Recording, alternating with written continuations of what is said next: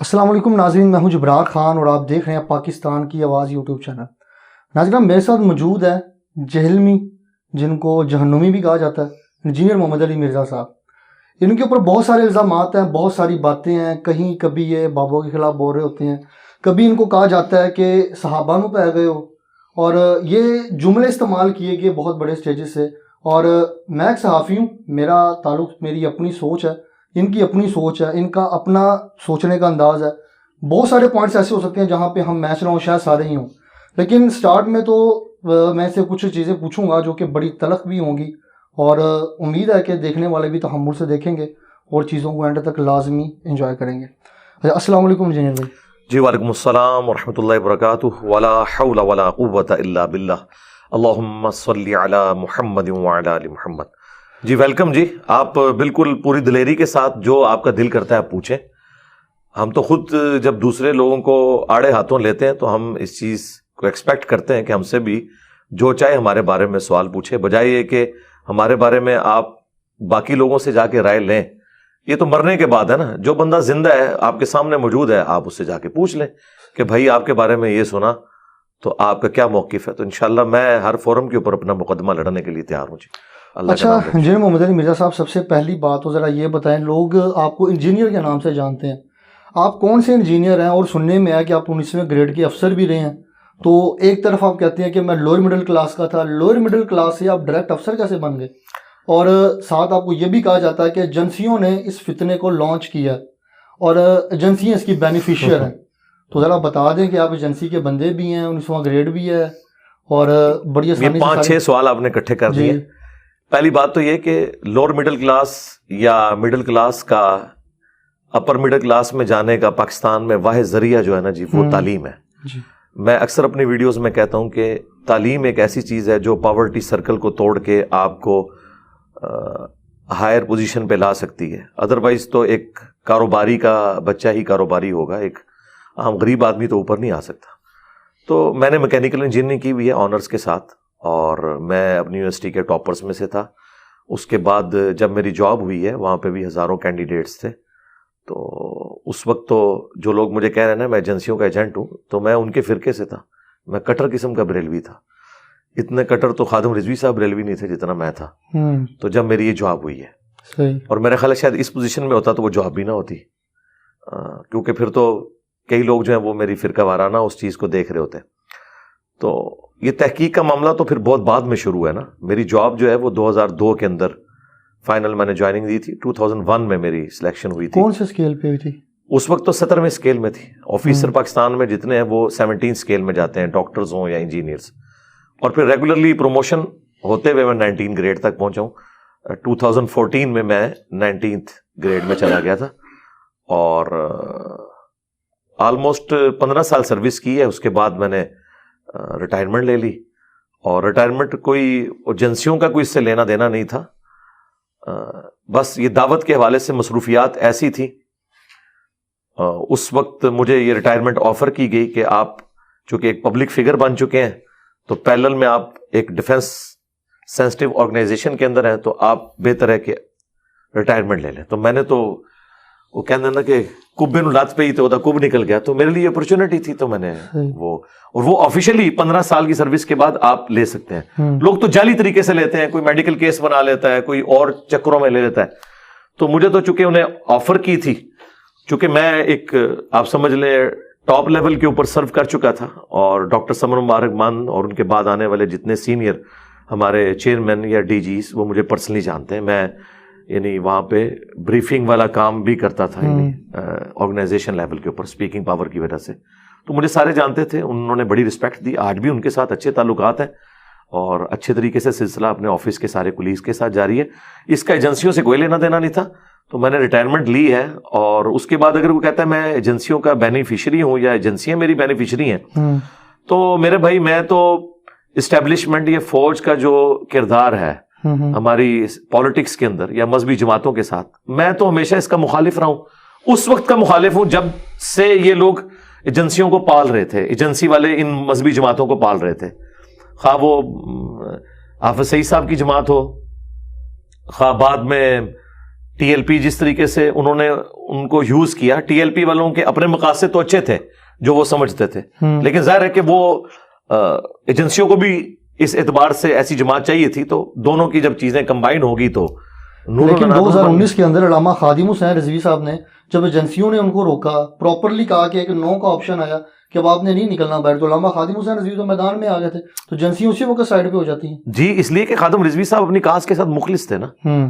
ہم تو یہ سمجھتے نہیں ہے کہ خادم رضوی صاحب نے ایجنسیوں کے لیے کام کیا ہے. میں نے پہلے ہی جملہ بولا ہے اور میں بارہا ویڈیوز میں بھی یہ بات ریکارڈ کروا چکا ہوں کہ خادم رضوی صاحب کے اخلاص میں ہمیں کوئی شک نہیں ہے.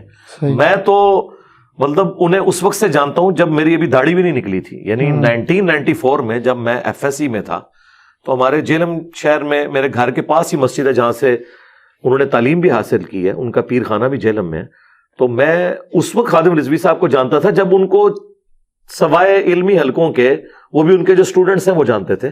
اس وقت نہ ان کی کوئی جماعت تھی, میں 1994 کی بات کر رہا ہوں, اور وہ ریگولرلی مہینے میں ایک دفعہ ہماری مسجد میں آتے تھے. اس وقت ان کی داڑھی بھی کالی تھی, پگڑی وہ اس وقت بھی اسی طریقے میں باندھتے تھے, کبھی وائٹ کبھی براؤن. جب وہ بالکل ان کی لگز وغیرہ ٹھیک تھی تب کی بات؟ ہاں بالکل, وہ کھڑے ہو کے اس وقت بیان کرتے تھے, اور اسپیکنگ پاور ماشاءاللہ ان کی اس وقت بھی تھی. یہاں پہ اردو میں بیان کرتے تھے, لیکن پنجابی والے سوال جو آپ میں کبھی پنجابی بولتے تھے, ویسے زیادہ تر اردو میں کرتے تھے.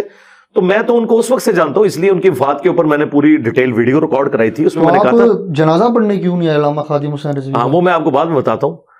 میں نے ان کے لیے دعائے مغفرت کروا دی تھی, اور میرا خیال ہے سوائے میرے کسی بھی اور بندے نے جو دوسرے فرقے سے تعلق رکھتا ہو اور اسٹرانج قسم کا کوئی آپ سمجھ لیں اس فرقے کا گول کیپر ہو, کسی نے ان کے لیے دعائے مغفرت نہیں کی. لیکن میں نے خود جنازہ کور کیا, وہاں پہ تو دیوبندیوں کی لائن لگی ہوئی تھی. جو میں نے اسٹرانج قسم کے کہا ہے نا, میں اس وقت مانوں گا جب الیاس گھومن صاحب جنازہ پڑھیں گے, میں اس وقت مانوں گا جب آ کے توصیف راشدی صاحب جنازہ پڑھیں گے. اس سے بڑھ کے جو دو بھائی ہیں لاہور کے, ابتسام علی ظہیر صاحب اور ہشام علی ظہیر, جو ان کے سپورٹر بھی رہے, انہوں نے دعائے مغفرت نہیں کی. میں نے تو ویڈیو میں کہا کہ ان کے لیے دعائے مغفرت کر دیں تو میں مان لوں گا, تو انہوں نے دعائے مغفرت پھر بھی نہیں کی. لیکن ٹی ایل پی کی آڈینس کے اندر جو ابتسام الہی اور جو ان کے بھائی ہیں, جب انہوں نے یہ دھرنا کیا ختم نبوت کے اوپر, تو انہوں نے تو ساتھ دیا ان کا. تو ختم نبوت کے جو وہ دھرنا تھا ان کا, میں نے کبھی یہ نہیں کہا کہ انہوں نے ذاتی کاز کے لیے ایسا کیا ہے. وہ جینولی یہ بلیو کرتے تھے کہ ختم نبوت کے حوالے سے جو گورنمنٹ نے یہ کیا ہے وہ غلط ہے. ایجنسیز نے اس موقع کو غنیمت جانا, کیونکہ ایجنسیز بھی اس وقت کی پولیٹیکل گورنمنٹ کو ویک کرنا چاہتی تھی. اب تو خیر عمران خان صاحب کے اترنے کے بعد تو اب سارے راز کھل چکے ہیں نا کہ کیا کچھ ہوا تھا. اچھا, تو میں نے اس وقت بھی ان کی وفات پہ بھی کہا تھا کہ انہوں نے ایجنسیوں کو خوش کرنے کے لیے نہیں کیا, اور پھر میں نے اس کے دلیل میں وہی بات کی تھی جو آپ مجھ سے کر رہے ہیں کہ اگر وہ ایجنسیوں کے اعلی کار ہوتے تو پھر عمران صاحب کی گورنمنٹ میں, عمران خان صاحب کی گورنمنٹ میں وہ ایجنسیوں کی بات مانتے, انہوں نے نہیں مانی. ان کے اخلاص میں کوئی شک نہیں ہے, ہمیں ان سے ان کے اخلاص میں نہیں, صرف ہمارا ان سے یہ گلا تھا کہ وہ جو ان کی تحریک تھی وہ ختم نبوت تحریک نہیں ہونی چاہیے تھی, وہ اینٹی قادیانی تحریک ہونی چاہیے تھی. اس کی وجہ یہ ہے کہ ختم نبوت تحریک اس وقت ہوگی جب آپ چشتی رسول اللہ کو بھی غلط کہیں. سر میں خود ٹی ایل پی کو مطلب پراپرلی کوریج کرتا ہوں. چشتی رسول اللہ کی آج تک بات ہی نہیں ہوئی وہاں پہ, نہ کوئی مانتا ہے چشتی رسول اللہ کو. آپ بھی ہر ویڈیو کے اندر ہم سن رہے ہوتے ہیں چشتی رسول اللہ, یہ چشتی رسول اللہ پارٹی ہے, لیکن ایسا کچھ ہے ہی نہیں. وہ اس لیے وہ تو کبھی آپ تبلیغی جماعت کے اجتماع میں بھی نہیں سنیں گے اشرف علی رسول اللہ پارٹی, تو بریلوی تو سارے انہیں اشرف علی رسول اللہ پارٹی مانتے ہیں. کیوں مانتے ہیں؟ اور خود احمد بریلوی صاحب نے جو حسام الحرمین لکھی ہے اور ان پہ کفر کے فتوے لگائے ہیں, وہ انہی گستاخانہ عبارتوں کے اوپر لگائے ہیں, تو بریلوی تو مانتے ہیں نا, خود تو نہیں کوئی اپنے آپ کو کہے گا. تو کیا دیوبندیوں نے ماننا شروع کر دیا میں نے وہاں پہ کافی لوگوں سے پوچھا, بڑے علماء کرام سے پوچھا, وہ کہتے ہیں ہم تو چشتی رسول اللہ کو ٹھیک سمجھتے ہیں. ہاں ادھر بھی آ جائے نا, وہ ٹھیک سمجھتے نہیں ہے. تو ان سے یہ پوچھیں کہ یہ مناظرے کیوں لڑتے رہے ہیں بریلویوں کے اور اہل حدیث کے جو مناظرے ہوئے ہیں, اس میں باقاعدہ بریلویوں نے چشتی رسول اللہ کو ڈیفینڈ کیا ہوا ہے. کس نے مناظرہ لڑا؟ مناظرہ لڑا تھا وہ نوری صاحب نے, وہ جو کہنا میں قلعہ ٹھوکاں گا, وہ جو گندا قسم کا مناظرہ یوٹیوب پہ مشہور ہے. دونوں طرف جو روڈ لینگویج یوز ہو رہی ہے, ایک طرف وابی بیٹھا ہوا ہے, ایک طرف بریلوی بیٹھا ہوا ہے, اس میں وہ مولوی بیٹھے ہوئے سارے بیچ میں, اور وہ چشتی رسول اللہ کو ڈیفینڈ کر رہے ہیں اور کہہ رہے ہیں وہ خاص حالت میں تھے. صحیح, ہاں تو ڈیفینڈ کرتے ہیں اس کو. اور میں نے ان کو یہ کلیئر کٹ بتایا کہ اللہ کے بندو, تمہارے احمد بریلوی صاحب نے صبا سنابل جس کتاب کی تعریف کی ہے اس کے اندر چشتی رسول اللہ موجود ہے, اور فتاوی رضویہ میں اعلیٰ حضرت نے لکھا ہے کہ یہ کتاب رسول اللہ کی بارگاہ میں مقبول ہے. اس وقت سے تو ان کو پسو پڑ گئے ہیں. تو کوئی بندہ جڑا بڑھے نا اور کہ اعلیٰ حضرت نے غلط کیا ہے, ان کو نہیں پتا چلا. اور مجھے بتائیں, لاہور سے تحریک لبیک نکلی ہے, لاہور ہی سے چشتی رسول اللہ ان کے اپنے فرقے کے لوگ پرنٹ کر رہے ہیں. تو وہ جا کے ادھر کیوں نہیں دھرنا دیتے؟ اگر لبیک والے کہہ دیں کہ ہمارا چشتی رسول اللہ پارٹی سے کوئی تعلق نہیں ہے پھر ہاں وہ یہ کہیں کہ چشتی رسول اللہ، اس طرح نہیں، میں چونکہ اعلیٰ حضرت کا ماننے والا ہوں اس فیلڈ میں، تو میں اعلیٰ حضرت والی بات کروں گا.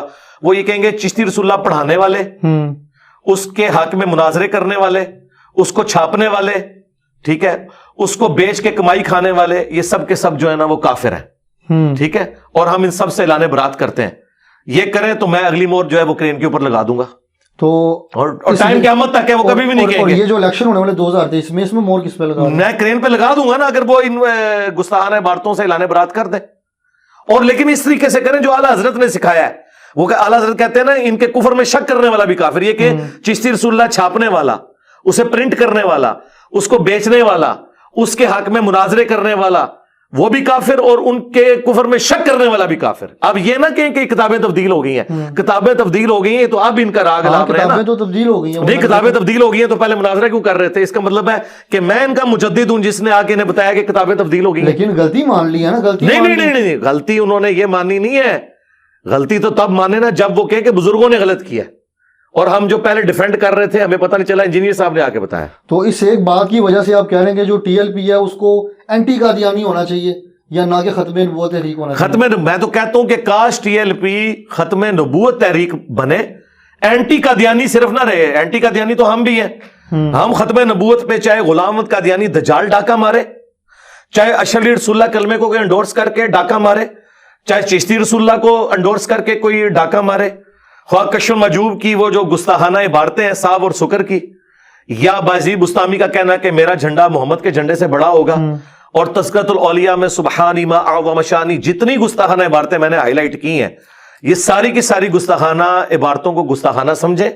میں تو اعلیٰ حضرت کے نامکمل مشن کی تکمیل کر رہا ہوں. اعلیٰ حضرت نے تو گستاخیاں صرف دیوبندیوں کی پکڑی تھی. میں نے اسام الارمین میں جو اعلیٰ حضرت کے فتوے ہیں ان فتووں کو انڈورس کیا ہے ان گستاخانہ عبارتوں کے اوپر، لیکن وہ ادھوری باتیں ہیں جو ان کے بزرگوں نے کام ڈالا ہے نا، وہ اعلیٰ حضرت نے چھوڑ دیا تھا، وہ نامکمل مشن میں نے تکمیل کی ہے الحمدللہ. اچھا، یہ جو دیکھنے میں آ رہا ہے کہ آپ اپنی ایسے محسوس ہوتا ہے کہ آپ اپنی مرضی کی چیزیں نکالتے ہیں، مرضی کی چیزیں نکال کے عوام کے سامنے رکھ دیتے ہیں، اور پھر ساتھ کہہ رہے ہوتے ہیں جی آپ صلی اللہ علیہ وسلم نے بھی تبلیغ کی، اور آپ جو تبلیغ کا طریقہ کار اپنا رہے ہیں وہ تو ایسا لگ رہا ہے کہ فتنہ بازی کر رہے ہیں، جیسے دوسرے فرقوں نے کیا. اہل حدیثوں نے کیا کیا؟ انہوں نے اپنی مرضی کی چیزیں نکالی، ہر بندے نے اپنی مرضی کی چیزیں نکالی. پھر آپ نے کوئی نیا کام کیا کیا؟ آپ نے تو وہی کیا جو ساروں نے کیا. جی، میں نے نیا کام یہ کیا ہے کہ جو اہل حدیث دیوبند بریلوی اور شیعہ نے اپنی اپنی مرضی کی چیزیں نکالی تھی نا، میں نے وہ ساری لے لی ہیں. یعنی اسی لیے آپ دیکھیں کہ میرے خلاف کلپ یہ بنتا ہے یہ چھپا ہوا رافضی ہے. اس کا مطلب یہ ہے کہ سنی مجھے سمجھتے ہیں کہ یہ ہم میں سے نہیں ہے، یہ رافضی ہے. شیعہ میرے بارے میں کہتے ہیں یہ ناصبی ہے. اس کا مطلب ہے کہ شیعہ سمجھتے ہیں کہ یہ سنیوں میں سے نکلا ہوا ہے. میرے علاوہ کون سا بندہ ہے جسے سارے فرقے والے اون بھی کرتے ہوں اور سارے فرقے والے مخالف بھی ہوں؟ ہم یہ کہتے ہیں کہ میرا ایک نظریہ بھی ایسا نہیں ہے جو اس پلانٹ ارتھ پہ مجھ سے پہلے عقیدے کی فارم میں ایگزسٹ نہ کرتا ہوں. مثلا میں اگر رفع الیدین کے اوپر زور دیتا ہوں نا، تو کیا اہل حدیث رفع الیدین پہ زور نہیں دیتے؟ اگر میں سیدنا علی کے حق میں بولتا ہوں اور بنو امیہ کی مخالفت کرتا ہوں تو مجھ سے بڑھ کر کیا شیعہ اس مخالفت نہیں کرتے؟ اگر میں حیات النبی کے حق میں بولتا ہوں تو کیا دیوبند اور بریلوی حیات النبی کو نہیں مانتے؟ میرا کوئی ایک نظریہ بھی ایسا نہیں جو میں نے آ کے لانچ کیا ہو. ہاں، یہ درست تھا کہ میں نے بریلویوں کی جو باتیں حق میں دیکھی انہیں انڈورس کیا، چاہے مجھے اہل حدیث کی گالیاں کھانی پڑی. جو اہل حدیث کی باتیں درست تھی میں نے انہیں انڈورس کیا اور اڈاپٹ کیا، خواہ مجھے بریلویوں کی گالیاں کھانی پڑی. میں نے سنیوں کی باتیں لی، وہ والی جو کتاب و سنت کے مطابق درست تھی، میرے مطابق نہیں، کتاب و سنت کے مطابق. ہمیں تو افسوس ہے کہ ہمارے اوپر اگر کوئی رد بھی کرتا ہے نا تو گالی گلوچ کرتا ہے. ہمارا علمی رد کرے کہ میں نے جو چیز ہائی لائٹ کی ہے یہ ویسے لکھی ہوئی ہے یا نہیں لکھی ہوئی، اس کے اوپر بات کریں. یہ کیا کہنا ہے ایجنسیوں کا بندہ ہے اس طرح کی، تو آپ ادبی گالی جس کو مرضی دے دیں. وہ تو مجھے بتائیں، دیوبندی کہتے ہیں کہ احمد بریلوی جو ہے یہ انگریزوں کا ایجنٹ تھا. بریلوی کہتے ہیں کہ علماء دیوبند جو ہے پاکستان بنانے کے مخالف تھے، یہ بھی انگریزوں کے ایجنٹ تھے. دیوبندیوں نے تو باقاعدہ کہا ہے کہ احمد نام کے بندے، غلام احمد قادیانی، غلام پرویز، احمد بریلوی، وہ کہتے ہیں تینوں کے نام میں احمد آتا ہے. ان تینوں نے جو ہے نا وہ دین کے ساتھ جو ہے وہ کھلواڑ کیا. وہ تو سارے ایک دوسرے کے بارے میں کہتے ہیں. الحمدللہ میں نے اپنی مرضی کا دین نہیں لیا، میں نے ساروں کے اندر جو اچھائیاں تھی وہ لے لی. اسی لیے آپ دیکھیں سارے فرقوں کی جو عوام ہے نا وہ مجھے ویلکم کہتی ہے، مولوی گالیاں نکالتے ہیں. यानी दज्जाल से बड़ा फितना मुझे इन्होंने बनाया हुआ है। और सबसे बड़ी बात मुझे बताएं, मैं इतना सा बरेलवी रहा हूं, उस वक्त मेरे नाम में क्या मिर्जा नहीं था? बचपन से मेरे नाम में मिर्जा। मेरे वालिद साहब जेलम की शायद कोई मिलाद की महफिल हो जिसमें मेहमान खुसूसी ना हो, उनका नाम पूरा लिखा जाता था मिर्जा के साथ। उस वक्त नहीं इनको ख्याल आया कि ये मिर्जा जो है वो कादियानी है, नहीं, उन्हें पता था ये कास्ट है, कास्ट तो हो सकती है। अबू लहब भी हाशमी था, मोहम्मद रसूलुल्लाह भी हाशमी है। अब इसकी वजह से बनु हाशिम को कौन गलत कह सकता है? बनु हाशिम तो सबसे आला खानदान है, अल्लाह ताला ने उन्हें चुना है। तो इस वक्त इनको यह पता नहीं था, इन्होंने मेरे ऊपर झूठा इल्जाम लगाया और उसका नुकसान देखे इन्हीं को हुआ है, क्योंकि जो मेरी वीडियोस देखता है उसे पता चल जाता है। मेरा अभी भी चैलेंज है सरकार, जिन लोगों को आप कह रहे हैं ना खत्म नबूवत पे काम कर रहे हैं, चाहे वो बरेलवियों की टीएलपी हो या देवबंदियों की आलमी मजलिस से खत्म नबूवत हो, मैं नहीं कहता कोई आप 10 वीडियो, कोई एक वीडियो इल्मी, ये मेरा चैलेंज है, एक इल्मी वीडियो कादियानियों के खिलाफ मुझे दिखा दें इन लोगों की, जिसमें उन्होंने कादियानियों के दलाइल का कुरान और सुन्नत की रोशनी में रद्द किया हो। यह कोई रद्द नहीं है कि वो जी बाथरूम में मर गया, ना ना, रद्द कि वो ये कहता है बुखारी में ये आया, मुस्लिम में ये आया, वो यहां पे धोखा देता है। सवाए मेरे किसी की वीडियोस नहीं, सबसे ज्यादा मेरी वीडियोस है कादियानियों के खिलाफ। यही जो आपने कहा ना धोखा देता, आपको भी अवाम देखने वाली जो है और जितने भी आप बरेलवियों को कह रहे हैं वो ये कहते हैं कि आप जो हैं वो आयतें कोड करके, हदीस कोड करके लोगों को धोखा दे रहे हैं। आप कहते हैं आप सामने तो बैठते नहीं है, कमरे में बैठ के सारा अब ये 2 अलग बात है, 200-250 बंदों के सामने। अच्छा ठीक है, 200-250 नहीं, लाखों बंदों के सामने, 200-250 के सामने तो वो कहते हैं जी फिर करें कोई अपना कोई जलसा करें, कोई दिखाएं अपने 200। हाँ जी, मैंने उसका हल दिया है बड़ा अच्छा, कि मुझसे पहले आप सारे फिरके एग्जिस्ट करते हैं ना, आप आपस में एक पूल मैच खेलें और आपका जो विनर हो ना उसके साथ फाइनल मेरा करवा लें। मुझसे आगे क्यों डायरेक्ट बात करते हैं? क्या बरेलवी देवबंदियों ने आपस में मुनाजरे करके कोई रिजल्ट निकाल लिया है जो मेरे साथ बात करके कोई करेंगे? फिर भी इन्होंने कहा नहीं, फिर भी बैठे। तो मैंने तो इनको दी हुई ऑफर, आपके प्लेटफॉर्म से मैं दोबारा ऑफर देता हूं कि मैं बैठने के लिए तैयार हूं, लेकिन एक मेरी लॉजिकल शर्त है, उसको आप फॉलो कर लें। वो ये है, देखें, जब भी किसी फिरके के लीडर की तरफ से कोई दावा आता है ना, तो मुखालफत में भी उसका लीडर ही आता है। ये नहीं होता कि ऑस्ट्रेलिया की कौमी टीम का मुकाबला लाहौर की टीम के साथ हो।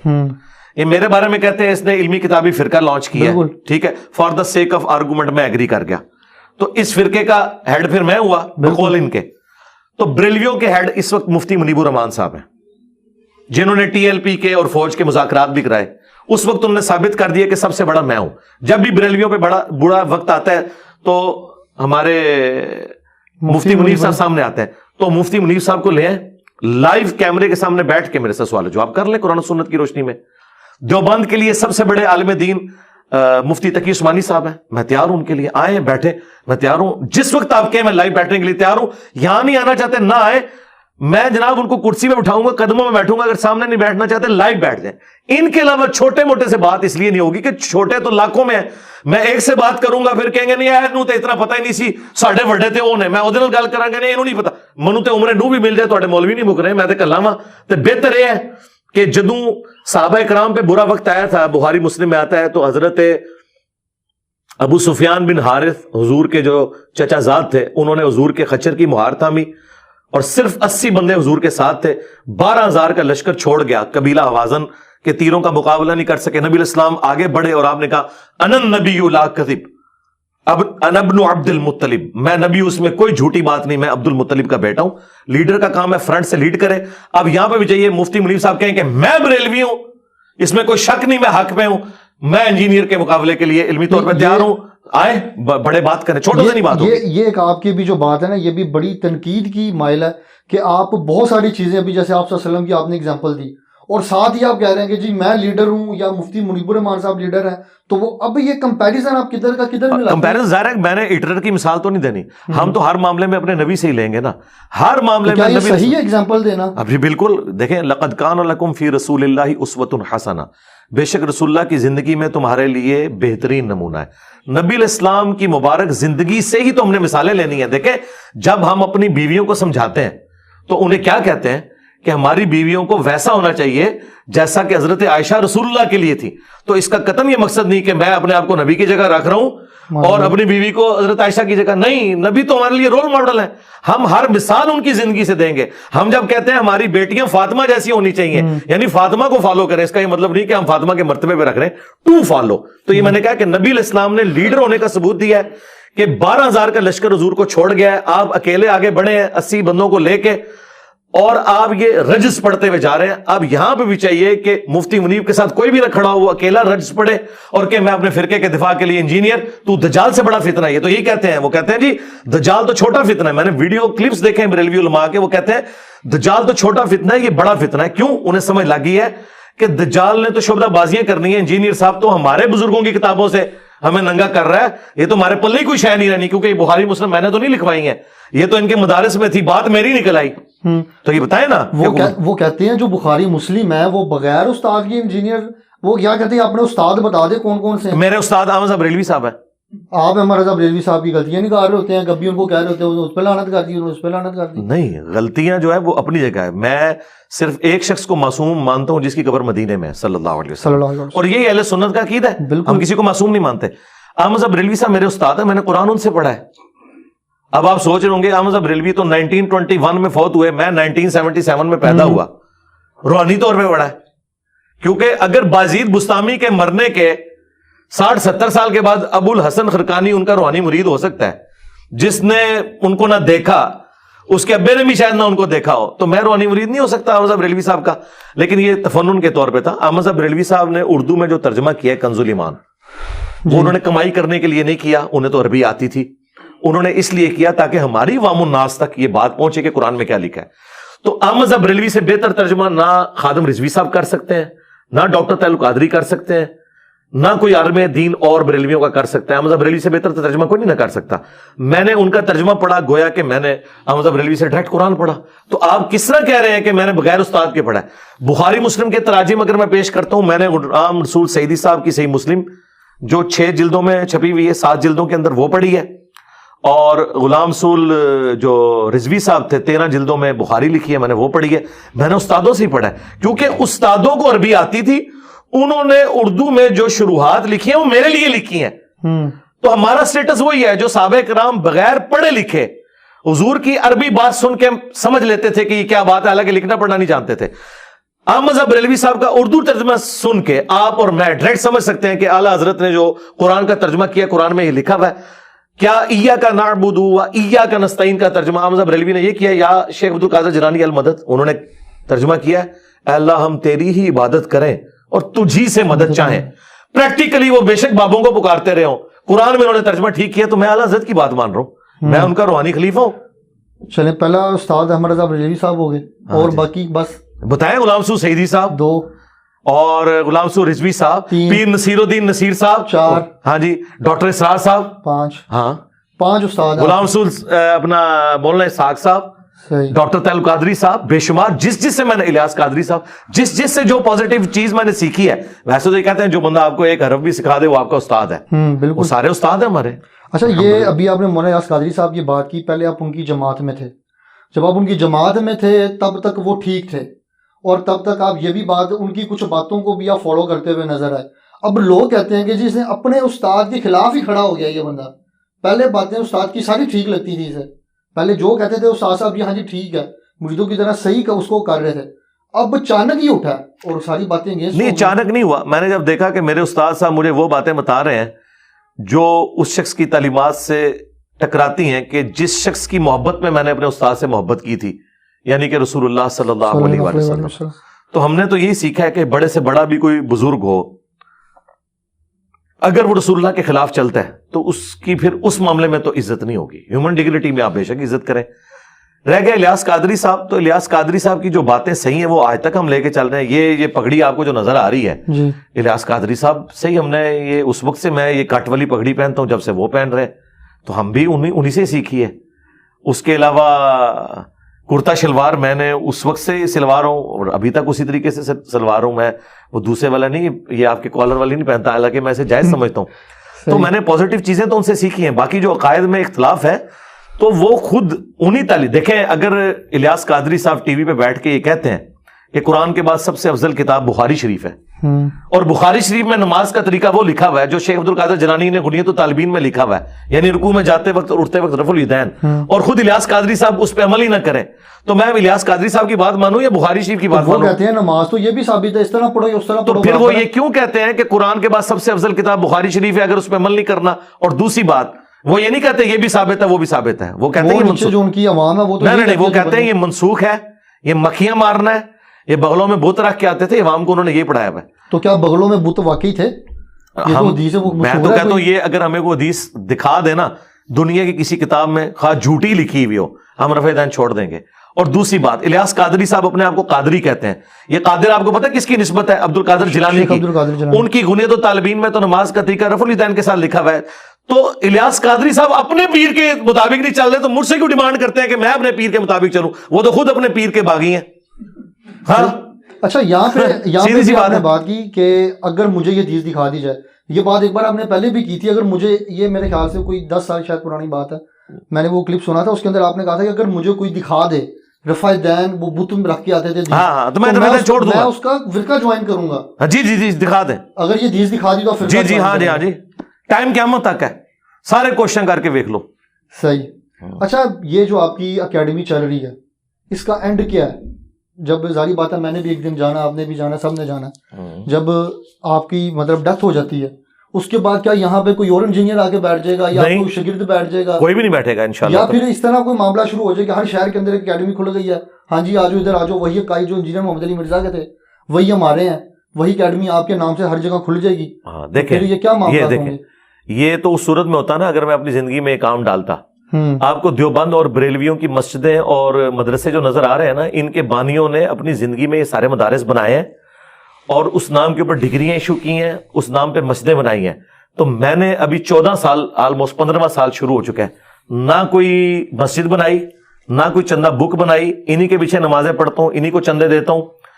کوئی فرقہ لانچ نہیں کیا, کوئی اکیڈمی نہیں بنائی جس میں آگے لوگ تعلیم حاصل کریں. یہ اکیڈمی تو اس کا نام ہے, یہاں پہ اسٹوڈیو ریکارڈنگ ہوتی ہے اور لوگ آگے مجھ سے ملاقات کرتے ہیں, اور اس کے بعد یہ اتوار والے دن ہی بند ہو جاتی ہے, پھر اگلی اتوار کو کھلتی ہے. ہم نے کسی شہر میں کوئی اس طرح کی برانچ نہیں بنائی ہوئی. اور دوسرا آپ نے کہا ادھر آ کے کون بیٹھے گا؟ میرے بھائی میں یہاں پہ جو بیٹھا ہوں وہ کسی کی سیٹ پہ تو نہیں بیٹھا نا. نہیں, کسی کی سیٹ پہ. اچھا, اب آپ سمجھیں, اللہ تعالیٰ اپنے بندوں کو اٹھاتا ہے. مولانا مودودی رحمہ اللہ دنیا سے تشریف لے گئے, ان کی سیٹ کے اوپر ان کی جماعت میں سے کوئی بندہ نہیں آگے بیٹھ سکا جو وہ علمی کام کرتا ہے جو ڈاکٹر اسرار نے کیا. تو وہ اللہ تعالیٰ نے ان کو اٹھایا. مولانا اسحاق صاحب ان کی لیگیسی کو آگے لے کے چلے, مولانا مودودی کی, وہ فیصلہ آباد میں تھے.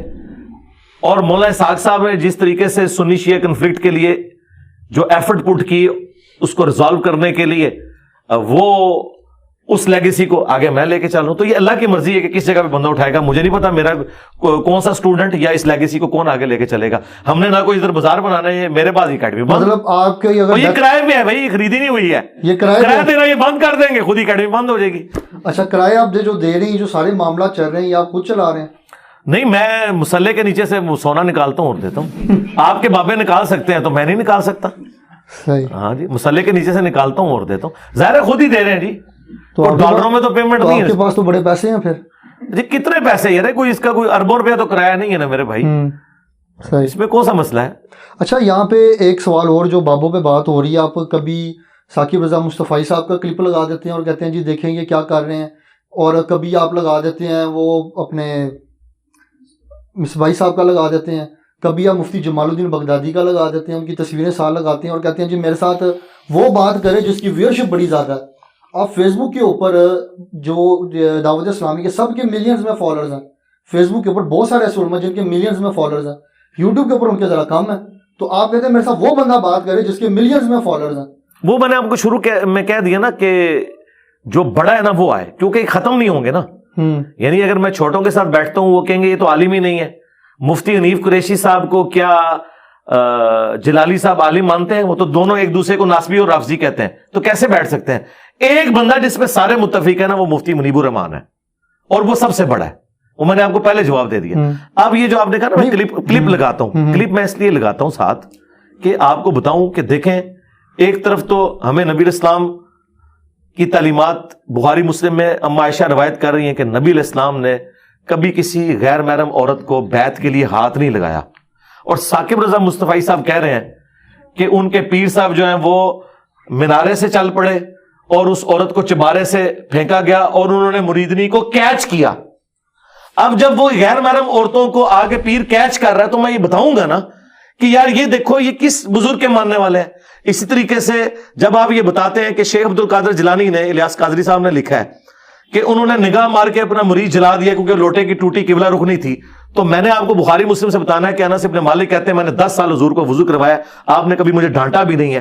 آپ کے پیر آپ کا دعویٰ ہے کہ رسول اللہ کے طریقے پہ ہیں، وہ تو مرید جلا دیتے ہیں. اس مرید نے تو پوری زندگی آپ کی مریدنی اس لیے بنایا تھا، وہ مریدگی کی تھی کہ اس کا خاتمہ ایمان پہ ہو، خاتمہ پیر کے ہاتھوں ہی ہو گیا. اور کہتے ہیں نہیں پھر انہیں لوٹے کی طرف دیکھا، لوٹا بھی سیدھا ہو گیا، پہلے ہی لوٹا سیدھا ہو گیا. تو اڈا پیر ہے زمانے جو ہوتا میں 302 کٹانی سی ہوتے کہ انہیں بندہ مارے بغیر کسی وجہ سے. یہ کوئی وجہ ہے کہ آپ بندہ مار دیں؟ تو جب آپ یہ کام کرتے ہیں تو ہم تو بتائیں گے نا یار یہ دین کون سا پیش کر رہے ہیں. اور پھر وہ آپ کے وہ جو پیر مصباحی صاحب، پیر مفتی جمال الدین بغدادی، ان کو تو چھوڑ دیں، ان کو تو عالم بھی نہیں یہ لوگ مانتے ہیں. مصباحی صاحب وہ کہتے ہیں میں اپنے رب سے توفیق مانگ رہا ہوں کہ انشاءاللہ میں نے اس کا رد ضرور کرنا ہے. میں ان کو 3 سال سے کہہ رہا ہوں کہ چلیں یار آپ ذرا درویش آدمی ہیں، آپ کی مجھے گفتگو کا انداز بڑا پسند ہے، اگرچہ آپ نے مجھے گالیاں بھی دی ہیں، تو چلیں آپ آ جائیں. توفیق جیل میں انہوں نے کل بھی آنا ہے جلسے میں، 3-4 بار جلسے میں آ چکے ہیں، میرا ذکر تک نہیں کرتے ہیں. میں تو کہتا ہوں ذکر کریں اور میری باتوں کا جواب دیں. انہوں نے کہا کہ تو بھی بتا کیمرے کے سامنے بازید کیا ہے. میں بھی بتاؤں گا. تو میں نے تو بتا دیا ہے کہ بازید کہتا تھا کہ میرا جھنڈا رسول اللہ سے بڑا ہوگا. اب یہ بتائیں کہ بازید کی کون سی خوبی انہیں نظر آئی ہے، اور یہ انہوں نے خود چھاپی ہوئی ہے ان کے بزرگوں نے. تو ہم ان کی کتابوں سے انہیں جو ہے وہ بتا رہے ہیں ان کی پکچر. پیر اجمل قادری صاحب نے ویڈیو میں کہا کہ ابو الحسن خرقانی کا کرتا جو ہے محمود غزنوی نے پیش کیا، سومنات میں فتح ہو گئی. میں نے بتایا کہ رسول اللہ کا کرتا صحابہ کے پاس تھا، جنگ قاسیہ میں 8,500 صحابہ شہید ہوئے ہیں، اس کی وجہ وہ نبی کا کرتا لے جاتے اور وہ کرتا شفا بھی دیتا ہے. مسلم شریف میں حدیث ہے کہ ام اسما بنت ابی بکر نے وہ کرتا نکالا اور کہا کہ ہم اس کا دھون مریضوں کو شفا کے لیے پلاتے ہیں. تو نبی کا کرتا دیکھ کے، اور نبی نے جب خود پہنا ہوا تھا صلی اللہ علیہ وسلم، ابو جہل نے تو کلمہ نہیں پڑھا، ابو الحسن خرقانی کا کرتا اتنا بڑا ہو گیا جی وہ قیامت تک ہند کی سرزمین میں کوئی کافر ہی نہیں رہے گا. کہانیاں جھوٹ. تو یہ ہم اس کو ایکسپوز کریں. اور مفتی جمال الدین بغدادی کی ایک ویڈیو آن لائن پڑی ہوئی ہے جس کے اندر انہوں نے کلیئر کہا کہ میں نے داتا گنج بخش شری جویری کو کھلی آنکھوں سے دیکھا، اور انہوں نے کہا کہ میں نے آپ صلی اللہ علیہ وسلم کی بھی زیارت کی. انہوں نے چیلنج کیا ہوا ہے کہ مینار پاکستان آ جاؤ اپنے بندے لے کے، میں آپ کو کھلی آنکھوں سے آپ صلی اللہ علیہ وسلم کی زیارت کرواؤں گا. تو پھر چیلنج قبول کرتے ہیں، چلیں مینار پاکستان. مجھے تو چیلنج قبول کرنے کی ضرورت نہیں ہے. جن کو نبی علیہ السلام کی زیارت کی تڑپ ہے یقیناً مجھ سے زیادہ بریلویوں کے نا، تو بریلوی جا کے دیدار کر رہے ہیں، پھر مجھے بتائیں میں بھی آ جاؤں گا. لاہور میں میرا خیال ہے کروڑوں بندہ تو لاہور میں جمع ہو جائے گا نا، تو آپ بھی ادھر سے ہی ہیں نا. بالکل. تو آپ اس سے بڑی اپرچونٹی کیا ہے؟ وہ سر گیا پھر میرے لیے صرف، آپ کو نبی علیہ السلام سے کوئی محبت نہیں ہے، آپ جا کے زیارت کریں جو کہتے ہیں. لیکن آپ رد تو میں تو کہتا ہوں کہ یہ بندہ مجھے نماز تجوید کے ساتھ سنا دے. مفتی جمال الدین بغدادی جی تجوید کے ساتھ، جو تجوید ہے اس کے ساتھ یہ مجھے نماز سنا دے نا، تو میں اسے عالم دین ماننے کے لیے تیار ہو جاؤں گا. میرے تو خیال میں اس کے تو اپنے علماء کہتے ہیں کہ ان کے پاس عالم دین کی ڈگری کوئی نہیں ہے. تو وہ تو کہتے ہیں ہے. ان کا حال یہ ہے کہ انہوں نے میرے خلاف ویڈیو ریکارڈ کرائی ہے اور انہوں نے کہا کہ جی ہوں مرزا جیل میں بولے گا اور کتے سے دماغی پونکڑے تو سوا کچھ ہے ہی نہیں ہے. اور اس کے آگے وہ کہتے ہیں کہ تم انہوں جواب دے کہ بخاری سے حدیث کیوں لکھی ہے کہ نبی علیہ السلام نے امامت کی، تو وہ جھوٹ نکلا ہے، وہ بخاری میں ہے ہی نہیں حدیث، وہ مسلم شریف میں ہے. اتنا بڑا ان سے غلطی ہوگی. حدیث تو ہے نا. نہیں حدیث ہے تو ہم مانتے ہیں نا. جی تو بتائیں. نہیں اس میں جب وہ ساری امامت کرتے ہیں میرے بھائی، ہاں تو نبی علیہ السلام نے امامت کروائی نا، یہ تو نبی علیہ السلام کا معجزہ ہے. جو نہیں مانتا وہ گمراہ ہے. ہم تو مانتے ہیں بالکل. تو پھر وہاں پہ جو سارے نبی آگے تھے 1,00,000، ہاں تو بالکل ٹھیک ہے. تو وہاں پہ بیت المقدس، لیکن وہاں آئے ہیں نا. اب آپ کے داتا دربار اکٹھے ہو گئے ہیں تو ہم کہیں گے کہ داتا دربار سے پہلے وہ حضرت ابوبکر صدیق کے گھر کیوں نہیں اکٹھے ہوئے، حضرت عمر کے گھر کیوں نہیں اکٹھے ہوئے؟ تھوڑے بابے بہت بڑے نے. یہ بات ہے نا. سیدہ فاطمہ سلام اللہ علیہا سے بڑھ کر کون ہے؟ مجھے کوئی ضعیف حدیث بتا دے. آپ نے کہا نا کہ یہ بغدادی صاحب کوئی ضعیف جھوٹی حدیث ہی دکھا دیں کہ حضرت عائشہ یا حضرت فاطمہ نے کبھی قبر رسول پہ حضور کو جا کے دیکھا ہو لائیو. وہ تو روتے روتے دنیا سے چلے گئے کہ اپنے باپ کا چہرہ نہیں دیکھ سکوں گی. یہ لوگ کہاں سے کہتے ہیں ہم لائیو دیکھتے ہیں؟ ان سے بڑھ کے کوئی حقدار ہے؟ کبھی مولا علی نے دعویٰ کیا ہو کہ میں نے نبی اسلام کو لائیو دیکھا ہے؟ خواب میں دیدار ممکن ہے لائیو نہیں ہے. نہیں لائیو نہیں, لائیو تو زندگی مبارک میں تھا نا. وہ تو بتاتے ہیں, وہ وظیفہ بھی بتاتے ہیں, یہ وظیفہ کریں آپ کو دیدار ہو تو آپ کر لینا میرے بھائی. اچھا بہرحال یہاں پہ ایک بات اور بڑی امپورٹنٹ ہے کہ کچھ عرصہ پہلے راؤنڈ اباؤٹ کوئی 10-12 سال پہلے آپ کی کلپ کے اندر آپ کہتے ہیں جی حضرت جو امیر معاویہ رضی اللہ تعالیٰ عنہ, آپ ان کے بارے میں کہتے ہیں جی وہ ہمارے ماموں ہیں اور ان کے بارے میں زبان بند رکھنی چاہیے. پھر ریسنٹلی آپ ایک لائیو کر رہے ہوتے ہیں اور لائیو کے دوران آپ کہتے ہیں جی وہ میں میرے ذہن میں تھا لیکن میں بول نہیں سکتا تھا, اور تاکہ کوئی مسئلہ نہ بن جائے, ایسا نہ ہو جائے. پھر ریسنٹلی آپ نے ایک اور کلپ بھی کچھ دن ہوئے آپ نے لانچ کیا ہے اور آپ نے دوسروں کو کہتے ہیں ماموں پارٹی. تو پہلے آپ جو خود ماموں پارٹی کے ممبر تھے تو تب آپ ٹھیک کہہ رہے تھے, اب آپ نہیں. تو میں نے تو اپنی غلطی مان لی ہے نا جی, اور اس میں میں نے یہ بتایا کہ مجھے اس ایشو کی سینسٹیوٹی اور اس کی ڈیٹیلز پتہ ہی نہیں تھی. ظاہر ہے میں ایک سنی خاندان میں پیدا ہوں تو مجھے تو وہی کہانی کروائی جانی ہے نا جو باقیوں کو کرائی گئی ہے کہ یزید کو اوپر سے ٹپک کے آ کے بیٹھ گیا. مجھے بعد میں جب پتا چلا کہ یار یہ تو کام پیچھے سے ڈلا ہوا ہے تو میں نے اسے ایکسیپٹ کر لیا. یہ تو میرا ایک پلس پوائنٹ ہے. اب بھی اگر مجھے کوئی غلط چیز نظر آئے گی اپنے اندر تو میں رجوع کروں گا. میں نے تو کئی باتوں میں رجوع کیا ہے کہ یار یہ بات اس طرح نہیں تھی, اس طرح. آپ یہ بات کریں کہ جو اب میں بات کر رہا ہوں یہ لکھی نہیں ہوئی کہیں پہ. ہاں یہ بات کریں, بتا دیں کچھ لائک جیسے آپ 2812 کی بات کرتے ہیں اور اس کے اوپر اور آپ بات کرتے ہیں 4230 کی, جس کے اندر ایک پراپر آپ سب کا لفظ موجود ہے, صحیح مسلم کے اندر موجود ہے 6229. ہاں 6229 اور 6 آگے 330 پہ بھی چلی جاتی ہے. تو اب یہاں پہ جو ہے عرفان شاہ مشہدی صاحب وہ اس حدیث کو ایکسپلین کرتے ہیں اور کہتے ہیں جی یہاں پہ جو سب کا مطلب ہے یہ کچھ اور ہے, کچھ اور سینس ہے. آپ باتیں ادھر کی حدیث اٹھا کے کبھی آپ دوسری کتابوں سے اٹھا کے اسے میچ کرنے کی ضرورت نہیں میرے بھائی. صحیح مسلم 6229 حدیث کھول لیں, اس میں سب کا ترجمہ خود ہوا ہے, امام مسلم نے نقل کیا. وہ کہتے تھے لعن اللہ ابو تراب, ابو تراب علی ابن ابی طالب پر لعنت. جب لعنت کا لفظ موجود ہے تو کس نے دی تھی لعنت؟ بنو مروان نے, بنو امیہ نے. تو بنو مروان ذمہ دار ہوا نا, تو یہاں پہ حضرت معاویہ نہیں, وہ حضرت معاویہ والی علیحدہ سے حدیثیں ہیں. بات یہ کہ پہلے تو یہ مقدمہ مانے نا جو انہوں نے پبلک کو جھوٹ کیا ہوا تھا مشہور کہ بنو امیہ کے دور میں حضرت علی پہ لعنت نہیں ہوتی تھی. یہ سب کا مطلب جو ہے تنقید ہے, لعنت نہیں ہے. تو ہم نے نہیں, تو میں نے لعنت کا لفظ بتا دیا نا. پہلے تو یہ معافی مانگے نا کہ انہوں نے صدیوں سے جھوٹ بولا ہے. امام مسلم لکھ کے گئے تھے, اگلی بات بھی ہم کریں گے. میں نے 10 حدیثیں مسلم شریف سے, بخاری شریف سے, ابو داؤد سے, سنن نسائی الکبریٰ سے, المستدرک الحاکم سے نقل کی ہیں کہ حضرت معاویہ کے دور میں بھی یہ سب و شتم ہوتا تھا, ان کی موجودگی میں بھی ہوا ہے. اب تو یہ مان گئے, یہ کہتے ہیں مغیرہ ابن شعبہ رضی اللہ تعالیٰ عنہ نے کیا ہے لیکن حضرت معاویہ نے نہیں کیا, ان کے سامنے ہوا ہے. ہم کہتے ہیں روکا کیوں نہیں؟ یہ پورے کا پورا سسٹم یہ سب کو پتا ہے, اور اہل سنت تو نقل کرتے آئے ہیں. یہ جلال الدین سیوطی کو اتنا کوٹ کرتے ہیں, اس نے خود تاریخ الخلفاء میں یہ بات لکھی ہے کہ یہ سب کچھ ہوتا تھا, عمر بن عبدالعزیز نے ختم کروایا. یہ سب کا ترجمہ, یہ جو کہتے ہیں ہم تنقید کرتے ہیں, ہم تو اس سے آگے جا چکے ہیں. سب کو چھوڑ دیں, لعن اللہ ابو تراب موجود ہے, ابو تراب پر لعنت نعوذ باللہ. تو سب کا ترجمہ میں ہلکا کرتا رہوں, گالی میں اس میں بھی رجوع کرتا ہوں. گالیاں نہیں دیتے تھے, لعنتیں بھیجتے تھے. ہم کہتے ہیں جنہوں نے اہل بیت پہ لعنت بھیجی ہے نا, ان پہ اللہ کی لعنت, اللہ کے فرشتوں کی لعنت, تمام لعنت کرنے والوں کی لعنت, اور ان کے دفاع کرنے والوں پہ بھی لعنت. ان کا حشر بھی ان کے ساتھ ہو اور ہمارا حشر خلفائے راشدین اور اہل البیت کے ساتھ ہو. میں جنرل سٹیٹمنٹ دیتا ہوں, جسے فٹ اسے گفٹ. اچھا, علامہ خادم موسی حریری صاحب ایک جملہ بولتے ہوتے تھے, جن پہ اللہ راضی ان کا رسول راضی. اللہ نے ازل میں دیکھا اپنے صحابہ جیسا دل نہیں پایا. ہاں بالکل, ہم تو آپ تو ڈائریکٹ صحابہ کی نہ صحابہ نہیں, 1-2 بندوں کا مسئلہ ہے. صحابہ 1 لاکھ سے زیادہ ہیں. صحابہ کے قاتلین کے ہم خلاف ہیں, جو صحابہ کے دشمن ہیں. مثلا دیکھیں جی, کیا منکرین زکوٰۃ صحابہ نہیں تھے؟ زکوٰۃ کافر سے لی جاتی ہے, مسلمان سے. مسلمان سے. تو حضرت ابو بکر صدیق نے جو منکرین زکوٰۃ کے خلاف تلوار اٹھائی ہے, تو وہاں آپ حضرت ابو بکر صدیق کو کیوں نہیں کہتے کہ ایک صحابی نے دوسرے صحابی پہ تلوار کیوں اٹھائی ہے؟ کیا کہتے ہیں آپ؟ کہتے ہیں منکرین زکوٰۃ, ریٹ آف دی گورنمنٹ کو انہوں نے چیلنج کیا ہے. ہم کیا کہتے ہیں؟ ہم حضرت ابو بکر کے ساتھ کھڑے ہیں. کہتے ہیں نا, بالکل کہتے ہیں. اچھا, بس اب قائم رہنا ہے جی. جو کام ڈالے گا نا, آپ نے خلیفہ راشد کے ساتھ کھڑا ہونا ہے نا, تھوڑی گڈی پینچر ہو جائے. آگے چلیں.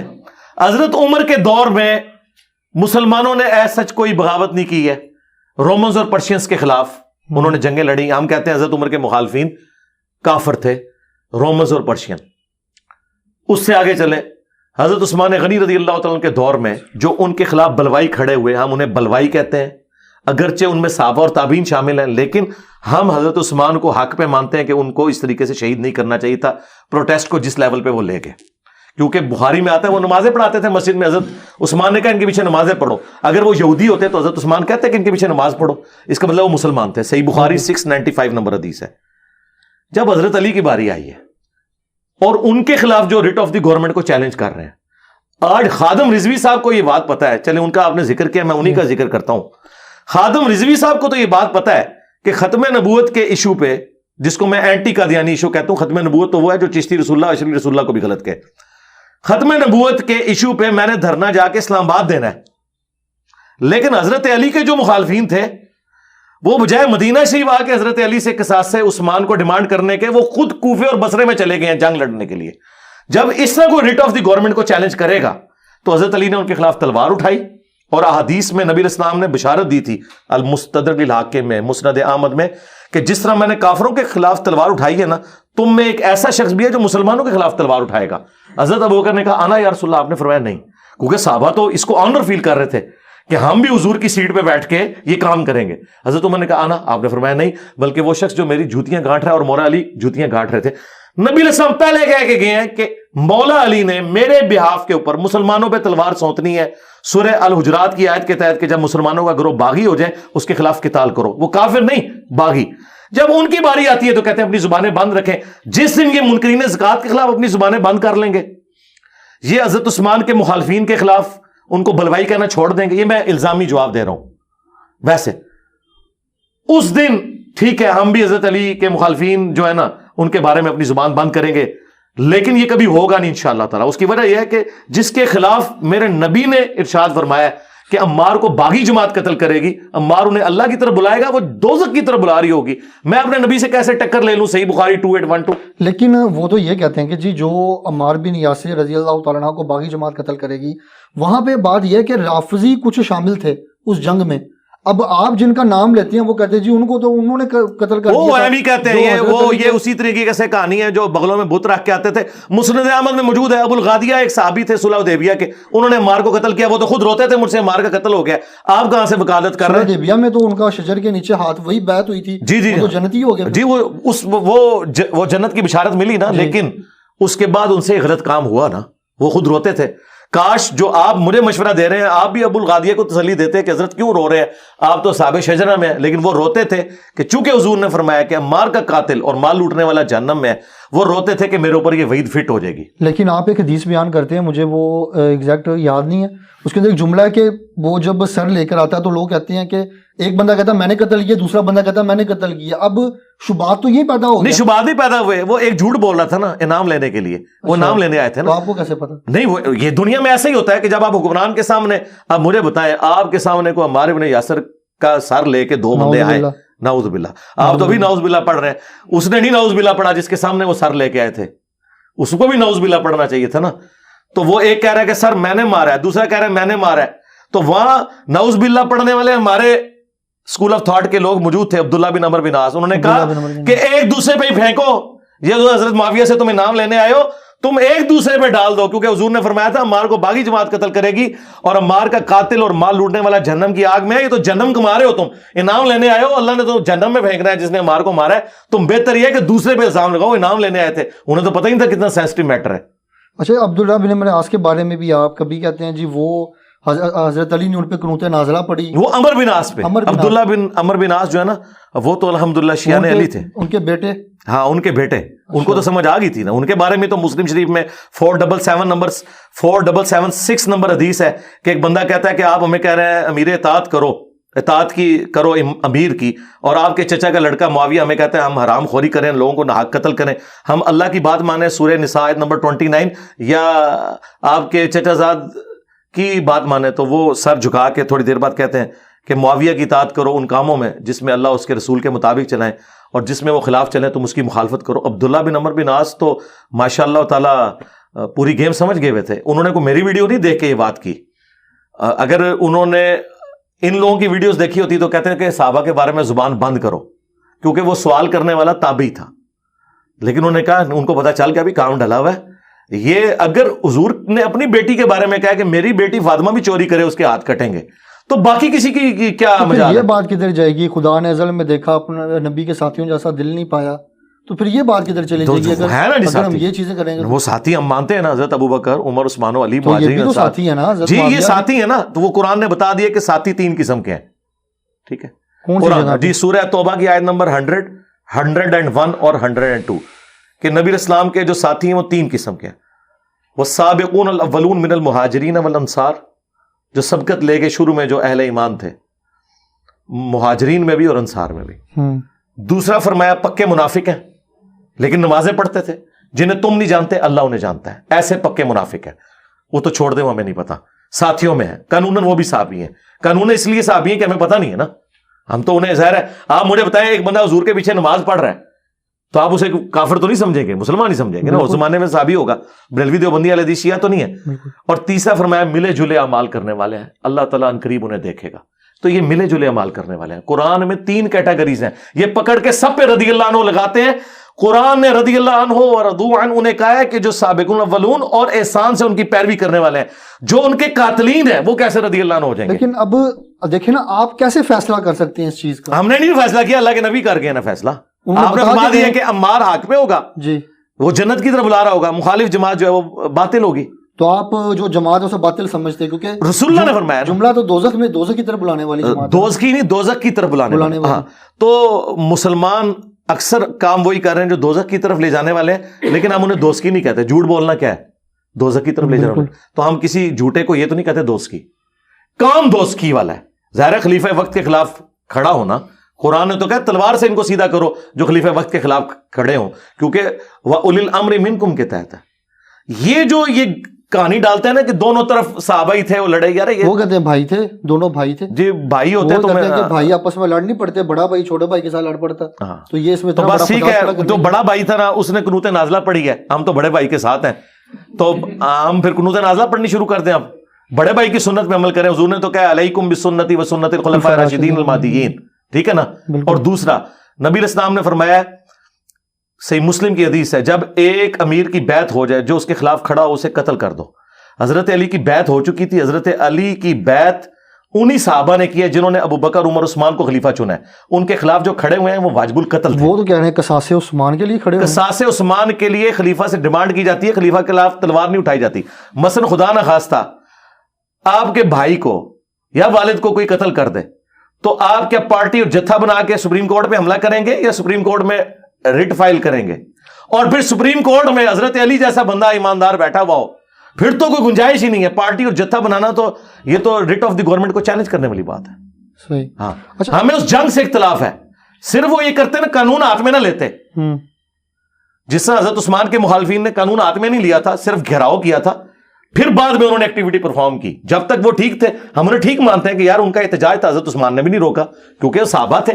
اس میں کئی صحابہ جو ہیں وہ اصحاب شجرہ میں شامل تھے، وہ صحابہ تھے. لیکن جب انہوں نے قتل کیا ان میں سے کسی بندے نے تو وہ ایکٹیویٹی غلط ہو گئی. کیا اس بندے کو کوڈ کیا گیا کہ وہ بندہ کون تھا؟ نہیں، ظاہر ہے کہ معلوم تھا. میرا بھائی آج کے زمانے میں جب سی سی ٹی وی کیمرے ہیں تو قاتل کا پتہ نہیں چلتا، اس زمانے میں تو پتہ ہی نہیں چلتا. پوری جماعت کو تو نہیں مارا جا سکتا. اچھا، یہاں پر ایک اور بڑا حفاظت کرنے والے معلوم ہے کون تھے، حسن و حسین تھے.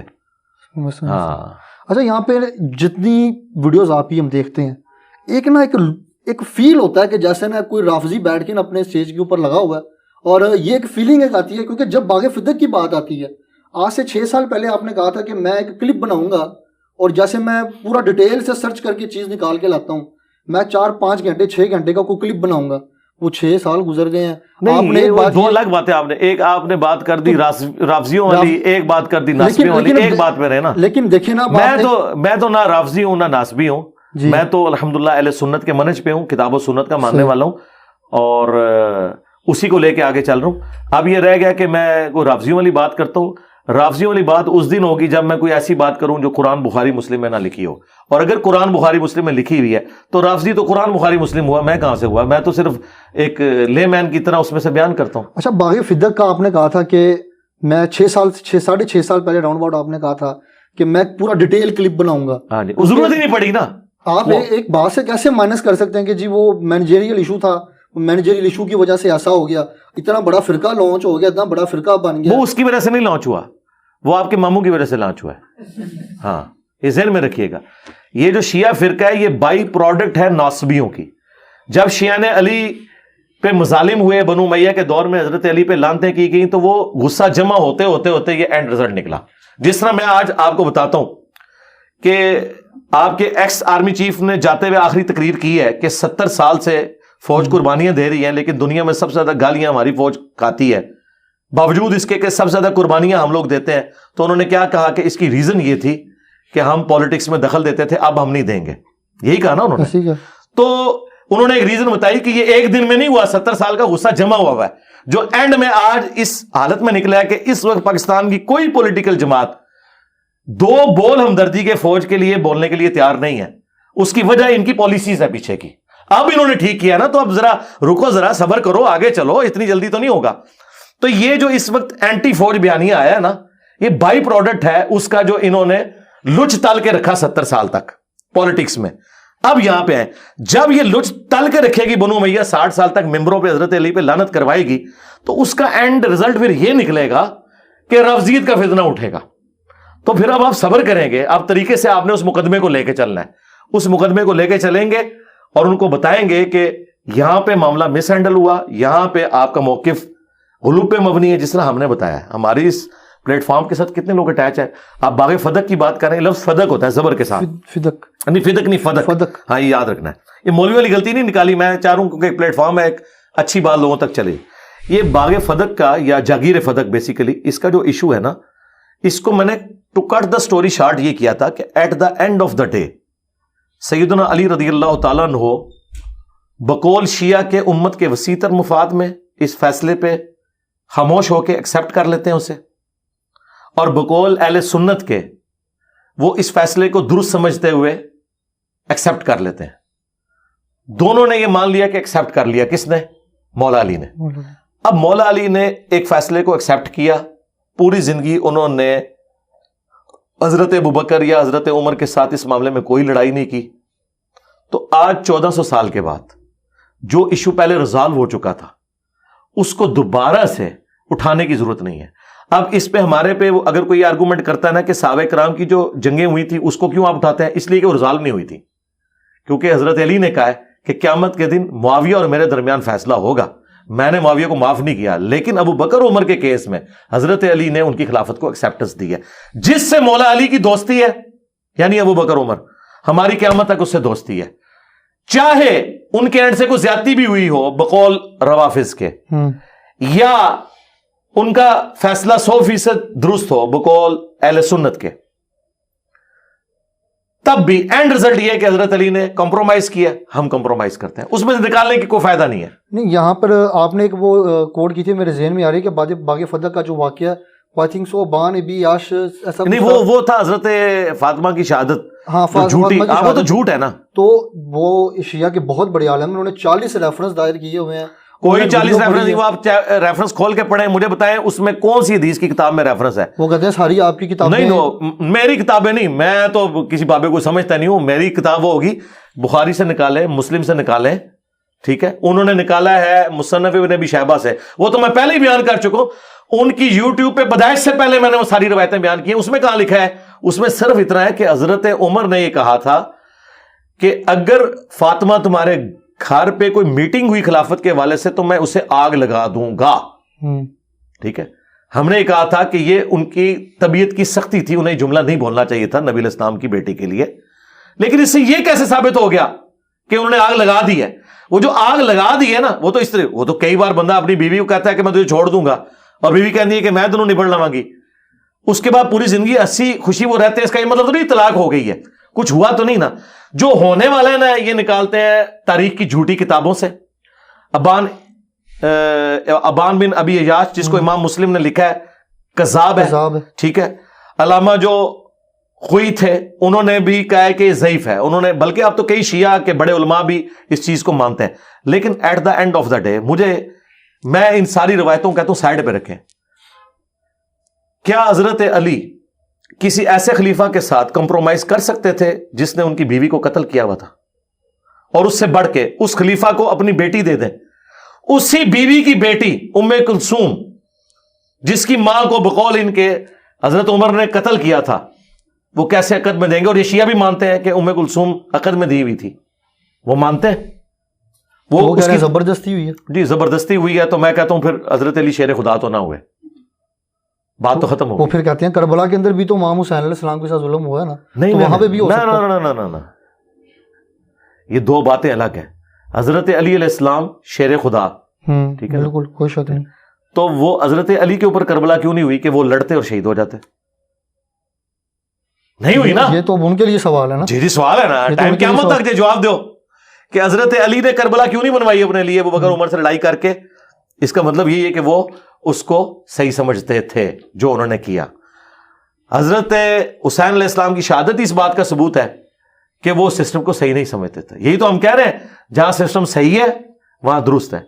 یہاں پہ جہاں تک صلح حسن کا تعلق ہے, اس کی وجہ سے جو اہل سنت نے پلی لی ہوئی ہے وہ بھی بالکل غلط ہے, اور جو شیعہ کا موقف ہے وہ بھی بالکل غلط ہے.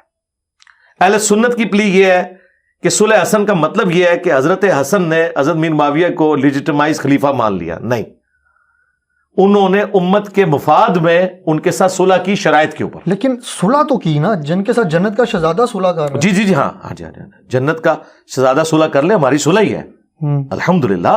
میں حسینی ہوں نا, تو حسین نے حضرت معاویہ کے 20 سال میں کوئی تلوار نہیں حضرت حسین نے اٹھائی معاویہ بن ابی سفیان رضی اللہ تعالیٰ کے خلاف.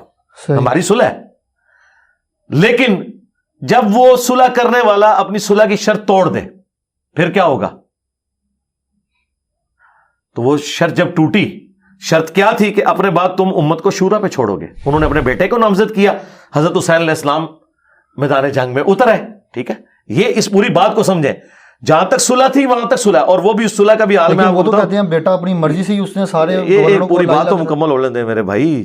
آپ چھیڑ رہے ہیں پی ایچ ڈی تھیسز اور مجھے کہہ رہے ہیں کہ ستنجے کے پتھر کتنے ہیں, وہ تو میں آپ کو دو بتا دوں گا. آپ نے پی ایچ ڈی تھیسز ہے, یہ پورا ایک مقدمہ ہے. جی اس مقدمے کو سمجھیں. تاریخ ابن کثیر میں حضرت حسین ابن علی کا خط ہے جو معاویہ ابن ابی سفیان کے نام انہوں نے لکھا ہے کہ میں اللہ سے ڈرتا ہوں کہ میں اللہ کو کیا منہ دکھاؤں گا کہ شریعت کے خلاف جو تیرے دورے ملوکیت میں کام ہو رہے ہیں اور میں خاموش ہوں, اس طرح کا پروٹیسٹ نہیں کر رہا.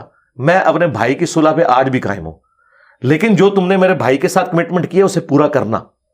اس میں ایک کمٹمنٹ یہ تھی کہ مرنے کے بعد امت کو شورا کے حوالے کرو گے, وہ اس نے کمٹمنٹ پوری نہیں کی. اس لیے حضرت حسین ابن علی میدان عمل میں نکلے, پھر حضرت حسین ابن علی شہید ہوئے. اب میں آپ سے ایک سوال کرتا ہوں, کیا امام حسن نے اس لیے صلح کی تھی کہ ان کے چھوٹے بھائی کو اس طرح قتل کر دیا جائے؟ اگر حضرت حسن ابن علی زندہ ہو جائیں اور انہیں پتہ چلے کہ میں نے جس شخص سے صلح کی تھی اس نے میری صلح کو توڑا میرے بعد, اور اس کا الٹیمیٹ انجام یہ ہوا کہ میرا بھائی بھی قتل ہو گیا, تو وہ کہیں گے تو صلح ختم ہوگی. لہذا یہ یاد رکھیے گا, صلح حسن اسی دن ٹوٹ گئی تھی جس دن یزید حکمران بنا تھا, کیونکہ انہوں نے اس شرط پہ عمل نہیں کیا. اور دوسرا, کربلا کے بعد تو صلح حسن کا کوئی جواز ہی نہیں ہے. یہ اسی طرح صلح حدیبیہ بھی ٹوٹ چکی ہے. یہاں لوگ صلح حدیبیہ کی مثالیں دیتے ہیں. صلح حدیبیہ تو ٹوٹ گئی تھی, تبھی تو فتح مکہ ہوا تھا, کیونکہ کافروں نے وہ صلح توڑ دی تھی, حضور نے ان کے اوپر چڑھائی کر دی.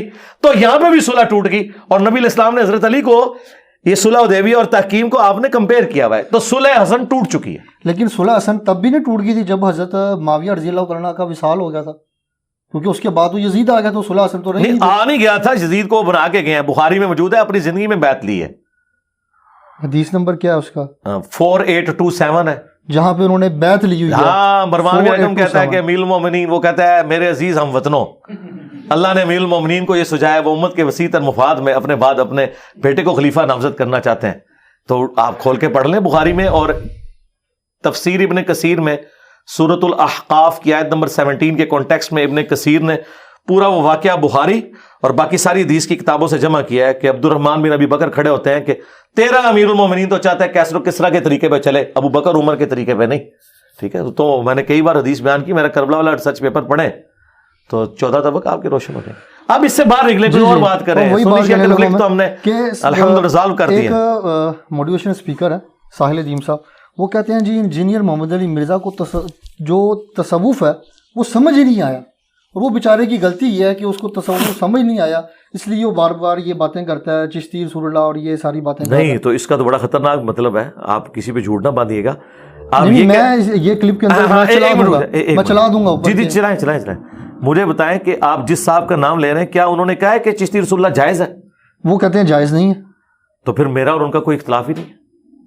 لیکن وہ کہتے ہیں آپ کو تصوف سمجھ نہیں آیا, وہ کسی اور سینس میں نہیں, وہ دیکھیں نہیں یہ انہوں نے کہیں نہیں کہا, استغفر اللہ. نہیں, وہ کہتے ہیں کہ جی وہ تصوف کے اندر کچھ باتیں ایسی ہوتی ہیں, اس طرح کچھ اس کو ایکسپلین کر رہے تھے. نہیں, وہ انہوں نے وہ جو بھی کلپ ہے میں نے سنا اس میں انہوں نے کوئی بات کی ہی نہیں ہے. وہ بات کریں گے تو جواب لے لیں گے. صرف انہوں نے ایک بات کی ہے, اس کا جواب میں آپ کو دے دیتا ہوں. انہوں نے یہ کہا ہے کہ یہ جو جعلی صوفی پھر رہے ہیں نا, یہ اس بات کی دلیل ہے کہ جعلی چیز کی اصل بھی کوئی موجود ہوتی ہے نا. تو میں نے اس کا جواب ان کو دیا نا کہ یہ جال کس کی ہے, کس اصل کی ہے.